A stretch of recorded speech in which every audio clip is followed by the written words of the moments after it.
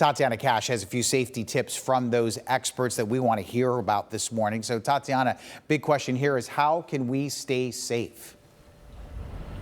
So when I spoke with Phyllis Bixler, who's one of the travel agents I spoke with, Tim, it's all about having more actionable steps because we know, of course, don't post things on social media while you're out. Of course, make sure your house is locked up, tell a neighbor.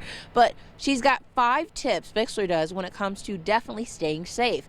Number 1 is to stay hydrated by having an insulated cup that has a lid on top of it, that keeping safety so that way folks are not actually putting things into your drink, which can happen to anybody. Number 2, using cash or credit cards versus a debit card, which makes you more susceptible to, of course, being robbed from your bank, of course, and also leave that debit card, if you do decide to take it, leave your passports and valuables hidden in the room.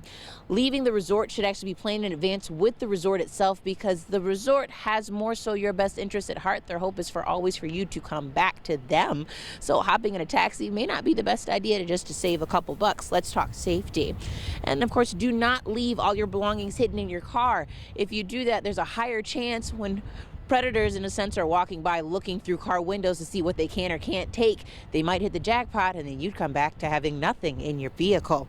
And avoid public spaces that are not well populated and being sure to have a buddy. It's all about safety. Bixler says it's not paranoia, but again, safety, because nothing was worse than having to cut a trip short due to preventable crime. We tend to think, oh, we're on vacation. It's just time to relax. We're having a great time.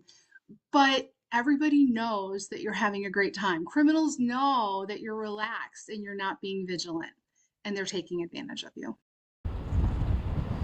And so definitely you don't want to be taken advantage of. Now, while Toledo may not be everybody's first destination, it is a beautiful location. And she says using common sense just makes the most sense. If you do decide to leave the country, registering with the State Department can actually be a good thing. So that way, in case something happens, you lose your passport, you're able to, of course, talk here nationally to figure out how you can get back. And the safest thing, of course, talk with a travel agent and talk travel insurance. It does more than you think. It's for illness, travel things, if you lose something, but also overall, it's just great insurance, she says.